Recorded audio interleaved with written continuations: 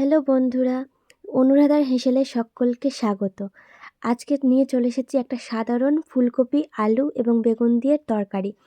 তো তোমরা দেখতেই পাচ্ছ তেল পড়ে গেছে এবং তেলের সাথে তেজপাতা, লঙ্কা, তার সাথে আলু, ফুলকপি এবং লবণ, হলুদ সব পড়ে গেছে এবং এগুলোকে এখন নাড়ানো হচ্ছে।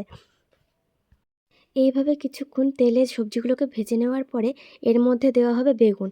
বেগুনগুলো দিয়ে আবারও সবজিগুলোকে ভালোভাবে ভেজে নিতে হবে। এরপরে মশলা পড়ে গেল জিরা, আদা বাটা এবং লঙ্কা বাটা।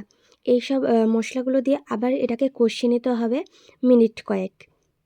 তারপর সামান্য একটু জল দিয়ে মশলাগুলোকে কষিয়ে ঢাকনা দিতে হবে। তারপর জল শুকিয়ে গেলে এবং সবজিগুলো নরম হয়ে আসলে তাতে টমেটো দিয়ে দেবো এবং টমেটো দেওয়ার পরে আবার কিছুক্ষণ কষিয়ে নিতে হবে। টমেটোটা নরম হয়ে যাওয়ার পরে এবং মিশে যাওয়ার পরে তাতে আবারও কিছুটা জল দেওয়া হলো। এবার সর্ষে বাটা দিয়ে একটু জল দিয়ে আবার নাড়াচাড়া করে কিছুক্ষণের মধ্যেই নামিয়ে নিতে হবে। এটা দেখতেও সুন্দর হয়েছে। তো আজকের মতো টাটা।